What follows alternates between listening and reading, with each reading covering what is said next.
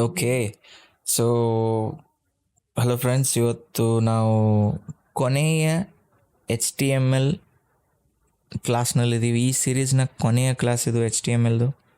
ನಿಮ್ಗೆ ಏನೇನು ಇಂಪಾರ್ಟೆಂಟ್ ಹೇಳಬೇಕಿತ್ತು ಹೇಳಿದ್ದೀನಿ, ಏನೇನು ಇಂಪಾರ್ಟೆಂಟ್ ಕಲಿಸ್ಬೇಕಿತ್ತು ಕಲಿಸಿದ್ದೀನಿ. ಇವಾಗ ನೆಕ್ಸ್ಟ್ ನಿಮ್ಮ ಒಂದು ಕರ್ತವ್ಯ ಆಗ್ತದೆ. ನೀವು ವೆಬ್ಸೈಟಿಗೆ ವಿಸಿಟ್ ಕೊಟ್ಟು ವೆಬ್ಸೈಟ್ ಬಗ್ಗೆ ಕಲಿತು, ಈ HTML ಬಗ್ಗೆ ಕಲಿತು ಅದ್ರ ಬಗ್ಗೆ ತಿಳ್ಕೊಬೇಕಾಗತ್ತೆ. ಎಲ್ಲಿ ಹೋಗ್ತೀರಿ, ಏನು ಮಾಡ್ತೀರಿ ಅನ್ನೋದು ಬೇರೆ. ನಿಮ್ಗೆ ಇನ್ಡೆಪ್ತಾಗಿ ನೀವು ಕಲಿಬೇಕಂತಂದ್ರೆ ಫ್ರಮ್ ಟಾಪ್ ಟು ಬಾಟಮ್, ಹೋಮ್ಲಿಂತ್ರ ಹಿಡ್ಕೊಂಡು ಈ XML ಮಟ್ಟ ಕಂಪ್ಲೀಟಾಗಿ ಕಲೀರಿ. ಫಾರಮ್ ಎಲಿಮೆಂಟ್ಸ್ ಅದಾವೆ, ಇದನ್ನು ಕಂಪ್ಲೀಟಾಗಿ ಕಲೀರಿ. ಗ್ರಾಫ್ ಬಗ್ಗೆ ಅದ, ಇದ್ರ ಬಗ್ಗೆ ತಿಳ್ಕೊಳ್ರಿ. ಮೀಡಿಯಾ ಬಗ್ಗೆ ಅದ. ಓಕೆ, ಇಲ್ಲಿ ನಿಮಗೆ ಕಲಿಯೋಕೆ ಆಗ್ವಲ್ದಪ್ಪ, ನೀವು ಟ್ಯಾಗ್ಸ್ಗಳ ಬಗ್ಗೆ ಅಷ್ಟೇ ತಿಳ್ಕೊತೀವಿ ಅಂತಂದ್ರೆ ಇಲ್ಲಿ ಬರ್ರಿ. ಓಕೆ, ರೆಫರೆನ್ಸ್ ಒಳಗೆ ಹೋಗಿ ಇಲ್ಲಿ ಕ್ಯಾಟಗರಿ, ಇಲ್ಲಿ ಬೇರೆ ಬೇರೆ ನಿಮ್ಗೆ ಯಾವ ಟ್ಯಾಗ್ ಬ್ಯಾಕ್ ನೀವು ಇಲ್ಲಿ ಸರ್ಚ್ ಮಾಡಿದ್ರಿ ಅಂದ್ರೆ ಅದು ಬರುತ್ತೆ. ಅದು ಬೇಡ, ಇಲ್ಲಿ ಕ್ಯಾಟಗರಿ ವೈಸ್ ಕಲಿಯೋಣ.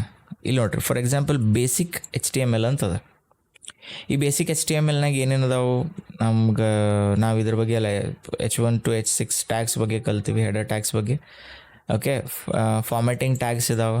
ಓಕೆ, ಫಾರ್ಮ್ಯಾಟಿಂಗ್ ಟ್ಯಾಗ್ಸ್ ಅಂದ್ರೆ ವೆರೈಟೀಸ್ ಆಫ್ ಫಾರ್ಮ್ಯಾಟಿಂಗ್ ಟ್ಯಾಗ್ಸ್ ಅದಾವೆ, ಅದ್ರ ಬಗ್ಗೆ ನೀವು ಕಲಿತೀರಿ. ಫಾರ್ಮ್ಯಾಟಿಂಗ್ ಟ್ಯಾಗ್ ಅಂತ ಯಾಕಂತಂದರೆ ಬೇಸಿಕಲಿ ನೀವು ವರ್ಕ್ ಮಾಡುವಾಗ ನಿಮ್ಮದು ಕೋವರ್ಕರ್ಸ್ ಏನಿರ್ತಾ, ನೀವು ಟೆಕ್ನಿಕಲಿ ಸೌಂಡ್ ಆಗಿ ಮಾತಾಡ್ಬೋದು. ಓಕೆ, ಸೊ ಈಗ ಫಾರ್ಮ್ಯಾಟಿಂಗ್ ಟ್ಯಾಗ್ಸ್ನ ನೀವು ಇಂಪ್ಲಿಮೆಂಟ್ ಮಾಡಿರೇನು, ಓಕೆ ನೀವು ಈ ಫಾರ್ಮ್ ಇಂಪುಟ್ಸ್ ಎಲಿಮೆಂಟ್ಸ್ನ ನೀವು ಯೂಸ್ ಮಾಡಿರೇನು, ಸೊ ಟೆಕ್ನಿಕಲಿ ನೀವು ಅದು ಫಾರ್ಮ್ ಯೂಸ್ ಮಾಡಿದಿತ್ತಲ್ಲ, ಅದು ಏನೋ ಇತ್ತಲ್ಲ ಒಳಗಿಂದ, ಈ ರೀತಿ ನಾನ್ ಟೆಕ್ನಿಕಲ್ ಆಗಿ ಮಾತಾಡಕತ್ತೇನಂದ್ರೆ ಸೊ ನಿಮ್ಮ ಸ್ಲ್ಯಾಂಗ್ ಇರಲ್ಲ.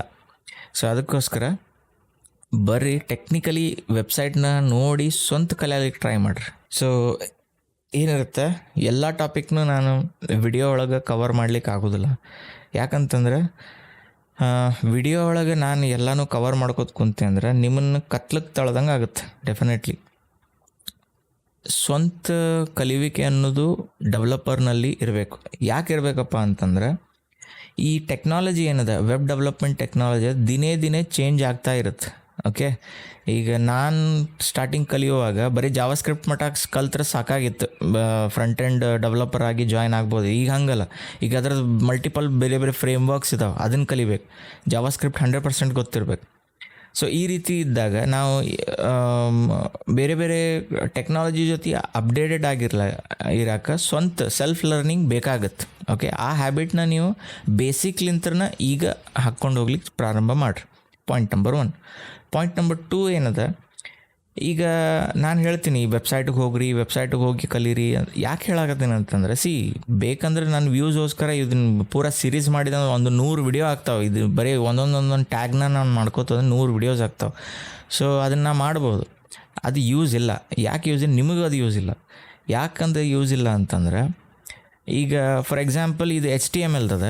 ಈಗ ನಾನು ಇನ್ನೊಂದು ವೆಬ್ಸೈಟ್ ತೆಗಿತೀನಿ. ಓಕೆ, Next.js ಅಂತಂದು. Okay, Next.js doc. ಇದು Next.js ಅಂತ ಒಂದು ಫ್ರೇಮ್ ವರ್ಕ್ ಅದ. ಓಕೆ, ರಿಯಾಕ್ಟದೊಂದು ಫ್ರೇಮ್ ವರ್ಕ್. ಈಗ ಇದ್ರ ಬಗ್ಗೆ ಕ್ಲಾಸಸ್ ಕಡಿಮೆ ಇದಾವೆ.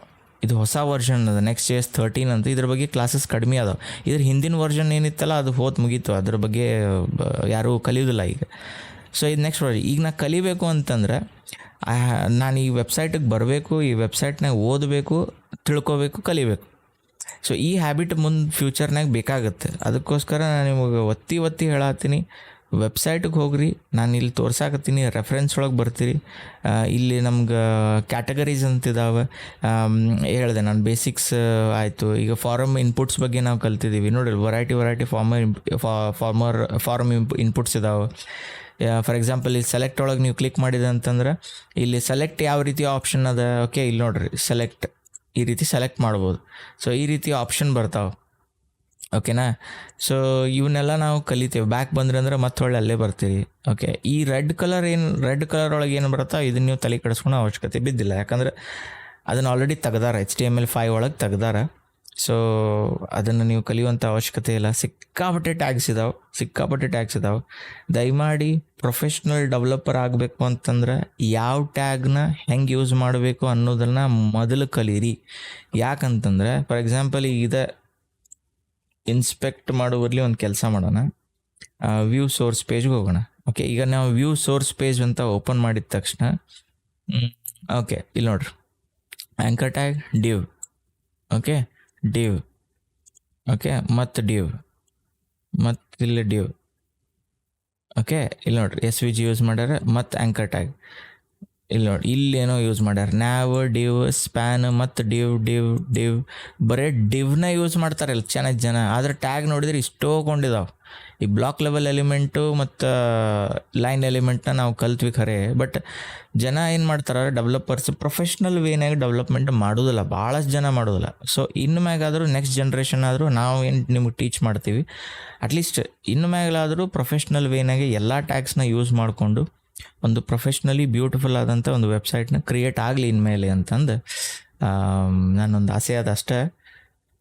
ಸೊ ತಿಳ್ಕೊಳ್ರಿ, ಸ್ವಂತ ಕಲೀಲಿಕ್ಕೆ ಟ್ರೈ ಮಾಡಿರಿ. ಫ್ಯೂಚರ್ನಾಗ ಅದು ಎದಕ್ಕೆ ನೀವು ಯೂಸ್ ಆಗುತ್ತೆ ಅನ್ನೋದನ್ನು ನಾನು ಹೇಳಿದೆ. ವೆಬ್ಸೈಟಿಗೆ ಮತ್ತೊಮ್ಮೆ ಹೇಳ್ತೀನಿ, ಬರ್ರಿ ಸ್ವಂತ ಕಲೀಲಿಕ್ಕೆ ಟ್ರೈ ಮಾಡಿರಿ. ಸೊ ನೆಕ್ಸ್ಟ್ ನಾನೀಗ ಸ್ವಲ್ಪ ದಿವಸ ಬಿಟ್ಟು ಈ CSSನ ಚಾಲೂ ಮಾಡ್ತೀನಿ, CSS ಕ್ಲಾಸ್ನ, CSS ಸಿರೀಸ್ನ ಚಾಲೂ ಮಾಡ್ತೀನಿ. ಸೊ ಅಲ್ಲಿಯೂ ನೀವು ಅಟೆಂಡ್ ಮಾಡಿರಿ, CSSನ ಕಲೀರಿ. ಸೊ ಇಷ್ಟೇ ಅದ, ನೆಕ್ಸ್ಟ್ ಕ್ಲಾಸ್ನಾಗ ಭೇಟಿ ಆಗೋಣ.